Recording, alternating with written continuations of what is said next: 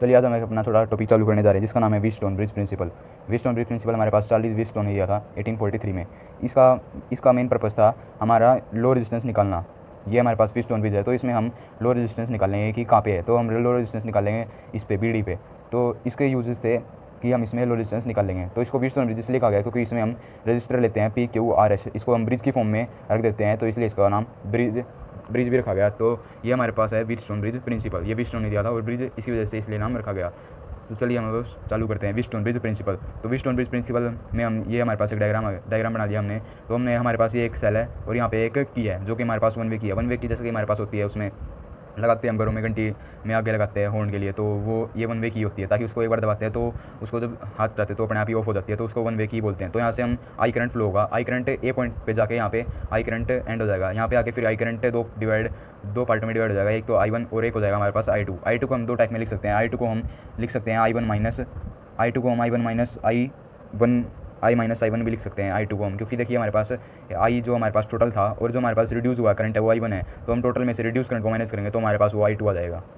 तो देखिए जैसे कि हमारे पास जो I है वो बाद में I1 में टूट जाएगा और I2 में टूट जाएगा, और I2 को हम I माइनस I1 भी लिख सकते हैं क्योंकि हमारे पास जो टोटल करंट था वो I था और जो इंड्यूस करंट हुआ है, जो रिड्यूस हुआ है वो हमारे पास I1 है। तो हम इसको ऐसे भी लिख सकते हैं कि I माइनस I1। उसके बाद हम B पे आते हैं, तो B पे हमारा I1 खत्म हो जाता है और I1 यहाँ पे टूट जाएगा। तो I1 दो पार्ट में टूटेगा, एक तो BD पे टूटेगा और BC पे टूटेगा।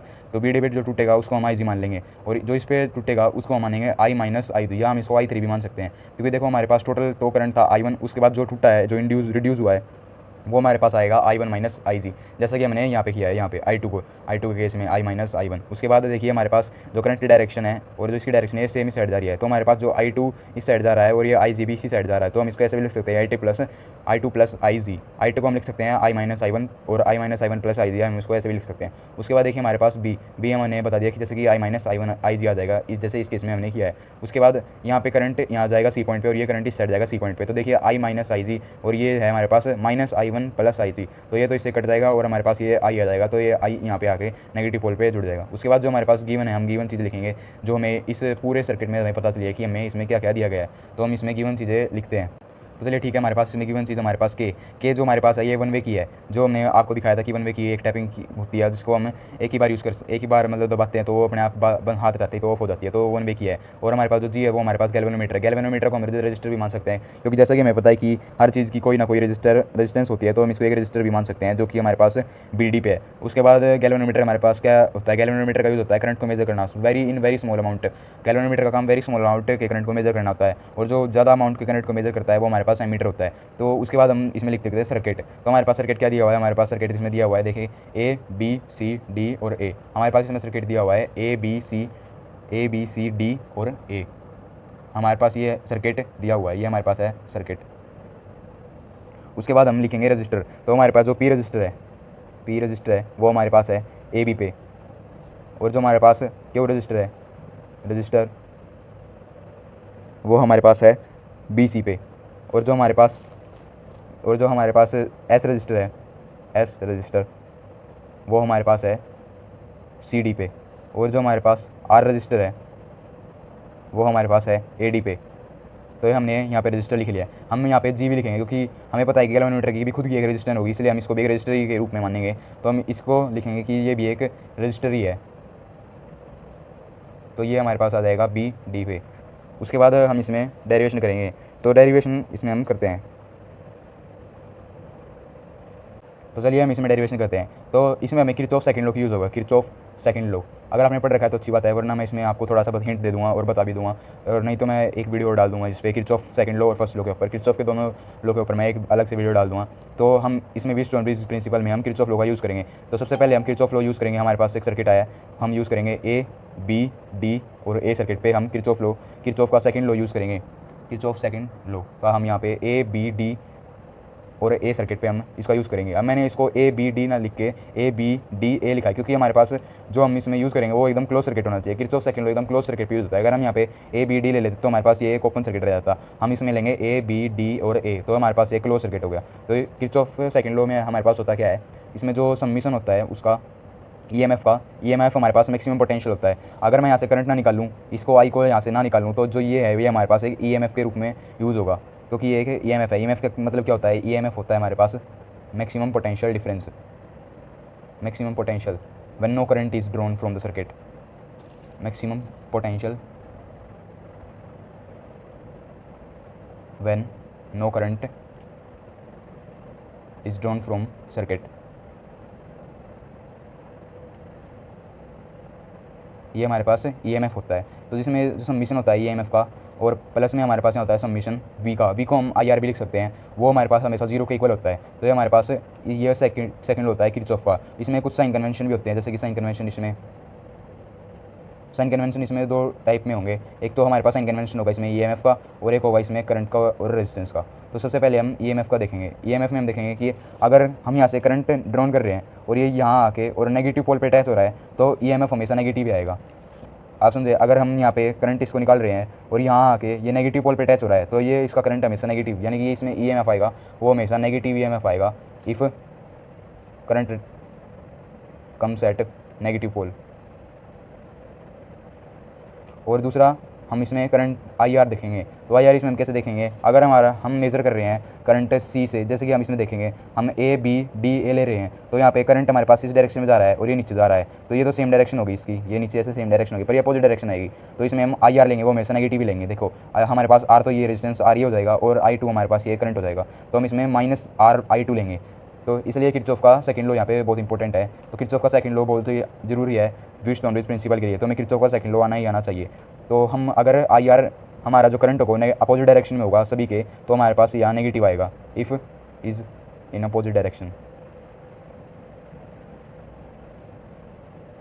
इसके बारे में ब्रीफ में किरचॉफ लॉ में बताऊंगा, किरचॉफ का फर्स्ट लॉ और सेकंड लॉ के बारे में जब हम डिस्कस करेंगे तो मैं इसके बारे में ब्रीफ में बताऊंगा। तो चलिए अब हम इसकी डेरिवेशन करते हैं। तो हम इसकी डेरिवेशन करेंगे। तो जैसा कि मैंने आपको किरचॉफ लॉ के बारे में बता दिया, तो अब हम इसकी डेरिवेशन चालू करते हैं। तो मैं सबसे पहले A B D और A पे हमें यहाँ पे सबसे पहले इसकी डेरिवेशन करते हैं। तो हम A B D A पे करते हैं। तो हम देखिए, हम जैसे कि मैंने आपको बताया कि जो summation E plus summation IR होता है वो हमेशा 0 के इक्वल होता है, तो हमें इस पे ये रूल फॉलो करना है। तो हम स्टार्ट करते हैं। तो देखिए, हमने EMF तो मानना नहीं है, क्योंकि हम सर्किट में EMF का भी यूज़ ही नहीं कर रहे। हम EMF का यूज़ हम तब करते हैं अगर मैं यहाँ पे एक पॉइंट, मान लो हमारे पास यहाँ पॉइंट एक E होता, तो हम यहाँ पे EMF का यूज़ तब करते हैं जब हमें E A B D A का यूज़ करते, तो हम यहाँ पे सम्मिशन E का भी यूज़ करते हैं, क्योंकि हमारे पास सम्मिशन आया होता है उस टाइम पे, पर हमारे पास सम्मिशन नहीं है, तो हम सिर्फ इसमें I और R का यूज़ करेंगे। तो यहाँ पे देखो हमारे पास पहले हम शुरू कर रहे हैं A से, तो हमारे पास रेजिस्टेंस है P और करंट हमारे पास I1, तो हम इसको लिख लेंगे P I1 प्लस, उसके बाद देखिए हमारे पास PI1, तो ये सेम डायरेक्शन में है, तो हम इसको भी प्लस में ले लेंगे। तो हमारे पास ये आ जाएगा करंट रेजिस्टेंस हमारे पास G, जैसे कि मैंने आपको बताया कि रेजिस्टेंस हम G कैलोमीटर को भी एक रेजिस्टेंस के रूप में मानेंगे, क्योंकि इसकी खुद की रेजिस्टेंस होगी। तो G हमारे पास यहाँ पे रेजिस्टेंस होगी और IG हमारे पास यहाँ पे करंट होगा, तो यहाँ पे हम मान लेंगे GIG। उसके बाद देखिए हमारे पास ये अपोजिट डायरेक्शन में जा रहा है, क्योंकि हमने A B D A माना, तो ये अपोजिट डायरेक्शन में जा रहा है। तो यहाँ पे हमारे पास रेजिस्टेंस है R और करंट हमारे पास I2, तो यहाँ पे हमारे पास रेजिस्टेंस है R, वो भी नेगेटिव की, क्योंकि मैंने किरचॉफ लॉ में आपको बताया कि अगर हम नेगेटिव डायरेक्शन अपोजिट डायरेक्शन में जाएंगे करंट की, तो हम हमेशा नेगेटिव करंट लेंगे, यानी कि हम IR को हमेशा नेगेटिव लेंगे। तो हमारे पास ये आ जाएगा RI2 की जगह मैंने आपको बताया कि I2 की जगह हम वो भी लिख सकते हैं, I2 की हम जगह लिख सकते हैं I-I1, पर आप चाहे तो I2 भी लिख सकते हैं, कोई नहीं, हम I2 लिख लेंगे। तो I2 = 0।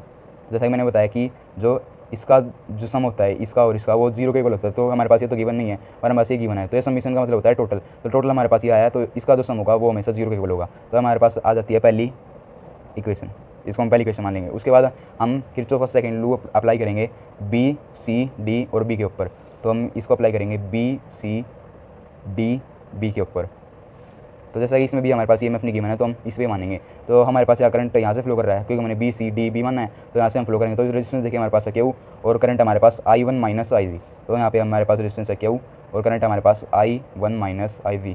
उसके बाद देखिए ये डायरेक्शन और इसकी डायरेक्शन अपोजिट है, तो हम इसको नेगेटिव में लेंगे, तो हमारे पास आ जाएगा नेगेटिव S, जो कि रजिस्टर है। उसके बाद हम लेंगे I2 + IG। उसके बाद यहाँ पे देखिए ये भी नेगेटिव डायरेक्शन में है, तो हम इसको भी -GIG लेंगे। ये हमारे पास आ जाएगी सेकंड इक्वेशन, और इसको हम 0 के इक्वल मान लेंगे, तो हमारे पास सेकंड इक्वेशन आ जाएगी हमारी, ठीक है। उसके बाद व्हीटस्टोन ब्रिज प्रिंसिपल में एक केस होता है जहाँ पे हम IG = 0 मान लेते हैं, क्योंकि गैल्वेनोमीटर पे जो करंट फ्लो होगा वो हमेशा 0 ही होगा। ये हम व्हीटस्टोन ब्रिज प्रिंसिपल में सबसे इंपॉर्टेंट है कि हम करंट जो IG है, जो गैल्वेनोमीटर से फ्लो करंट कर रहा है, उसको हम 0 मान लेते हैं। क्योंकि ये हर केस में ये होता है कि अगर कहीं पे 5 रेजिस्टेंस दे रखे हो तो वहाँ पे एक जो वहाँ पे करंट एक में फ्लो होगा ही नहीं, इसलिए हम उसको रेजिस्टेंस को भी कैंसिल कर देते हैं क्योंकि उसमें करंट कुछ फ्लो ही नहीं हो रहा, तो उसका रेजिस्टेंस क्या निकालेंगे।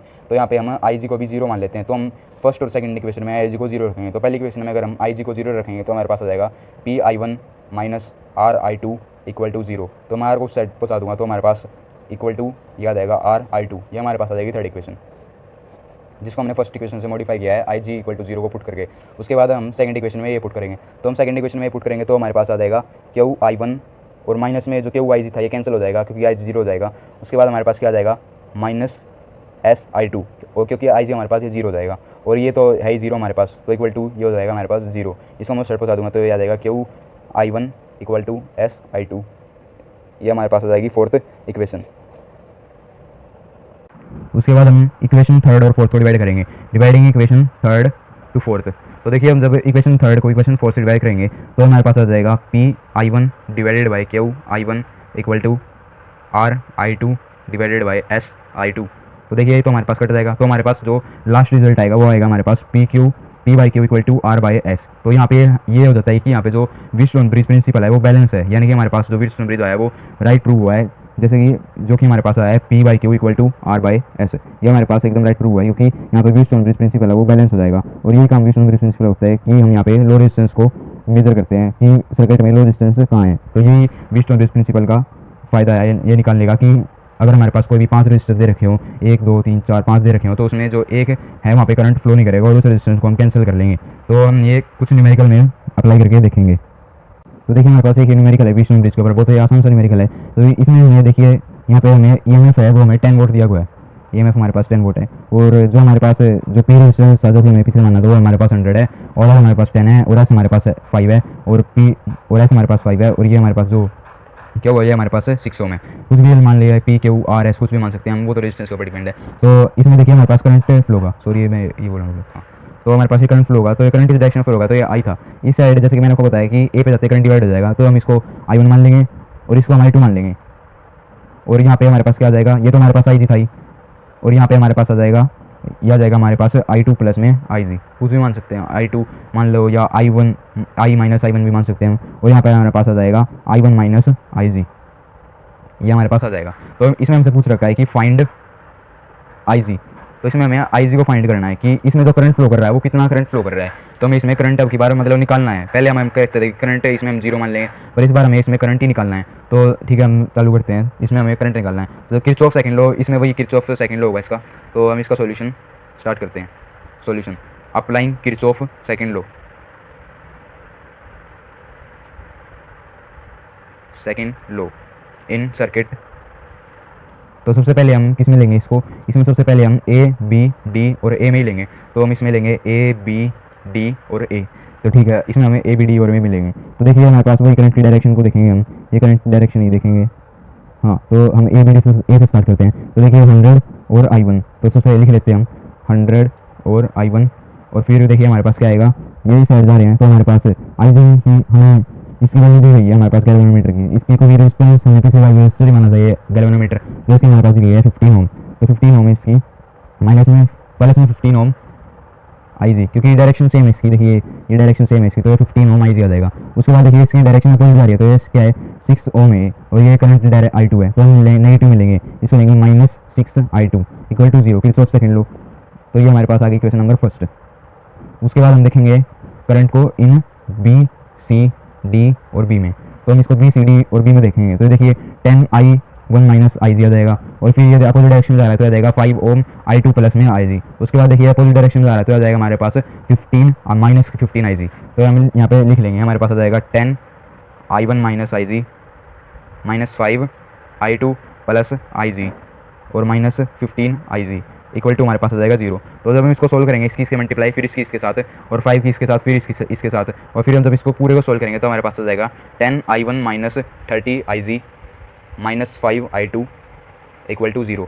तो हमारे पास सेकंड इक्वेशन आ जाएगी हमारी, ये हमारे पास आएगी इसकी सेकंड इक्वेशन।